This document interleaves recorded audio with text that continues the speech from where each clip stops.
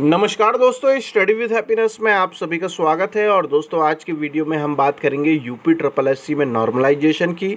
अगर आप हमारे चैनल पर नए हों तो चैनल को सब्सक्राइब कर लीजिए, क्योंकि गवर्नमेंट जॉब से रिलेटेड इन्फॉर्मेशन आपको हमारे चैनल के माध्यम से मिलती रहेंगी। दोस्तों, नॉर्मलाइजेशन होने के बाद यूपी ट्रिपल एससी ने पहला रिजल्ट जारी किया कल, जो कि है लोअर पीसीएस का। ये जो एग्ज़ाम था दोस्तों 4 शिफ्ट में हुआ था और 2 दिन ये एग्ज़ाम चला था।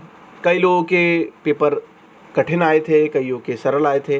देखिए, सरल और कठिन का निर्णय हम नहीं कर सकते। वो कैसे निकलता है, वो एक एवरेज लिया जाता है कि इस शिफ्ट में एवरेज लोगों ने कितने नंबर प्राप्त किए या कितने क्वेश्चन अटेम्प्ट किए। वैसे तो नॉर्मलाइजेशन का खुद में एक अच्छा खासा फार्मूला है, जो कि यूपी ट्रिपल एससी की साइट पे भी आपको मिल जाएगा कि किस तरीके से नॉर्मलाइजेशन होता है।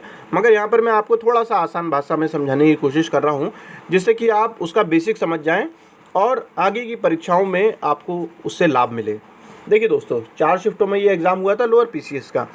उसमें क्या हुआ, 1 अक्टूबर की शायद जो फर्स्ट वाली शिफ्ट थी, सेकेंड वाली नहीं, फर्स्ट शिफ्ट की बात कर रहा हूँ मैं, वो पेपर जो है थोड़ा मॉडरेट था। मॉडरेट कह सकते हैं या कठिन कह सकते हैं बाकी परीक्षाओं से, क्योंकि उसमें जो एवरेज स्टूडेंट थे उनके ज़्यादा नंबर नहीं बन रहे थे, जबकि उसकी सेकंड शिफ्ट में लोगों के अच्छे खासे नंबर बन रहे थे। ये एवरेज की बात कर रहा हूँ मैं, किसी एक कैंडिडेट की बात नहीं कर रहा हूँ।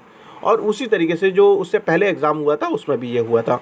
तो 1 अक्टूबर की जो पहली वाली शिफ्ट थी, उसमें जिन लोगों के नंबर कम भी थे उन्हें एक पुश मिला। क्यों? क्योंकि वो पेपर कठिन माना गया, तो उसमें जो है थोड़ा सा वेटेज दिया गया। मगर जो बाकी परीक्षाएं थी, अब वो कहेंगे कि हमारा क्या गुनाह है। आपका गुनाह ये है दोस्तों कि मान लीजिए पेपर में सरल क्वेश्चन हैं, ठीक है, आपने देखा आपको बड़े सरल क्वेश्चन लगे, मगर 100 में से मान लीजिए 80 क्वेश्चन एवरेज स्टूडेंट ने कर दिए हैं। 80 क्वेश्चन क्योंकि आसान थे इसलिए एवरेज बता रहा हूँ मैं, और आपने 75 किए हैं, तो आप एवरेज से तो पीछे रह गए ना। मेन चीज़ ये है इसके अंदर दोस्तों कि आपके जो अंक हैं वो जितने भी बाकी प्रतियोगी हैं उस शिफ्ट के अंदर, उनके एवरेज से थोड़े से अधिक होने चाहिए, तभी जो है आप नॉर्मलाइजेशन के लिस्ट में, मतलब एक तरीके रिजल्ट में आ पाएंगे। इतना आपको ध्यान रखना है। और इसके लिए क्या करना है, जो स्टूडेंट सबसे ज़्यादा गलती करता है वो गलती ये है कि इजी क्वेश्चन को ना पढ़ना। वो हमेशा ये सोचते हैं कि भाई ये तो मैंने पढ़ रखा है, ये तो मैंने पढ़ रखा है, कोई ऐसी वीडियो चाहिए या मुझे कोई ऐसी किताब चाहिए जिसके अंदर कठिन से कठिन क्वेश्चन हो। अब देखिए, कठिन वाले में तो नॉर्मलाइजेशन में आपको फ़ायदा मिल ही जाने वाला है, मगर अगर सरल गलत कर दिया तो ये मान लीजिए कि आपका एवरेज स्कोर जो है बाकी से कम हो जाएगा। इसलिए आपको इजी क्वेश्चन कभी भी हल्के में नहीं लेना है दोस्तों।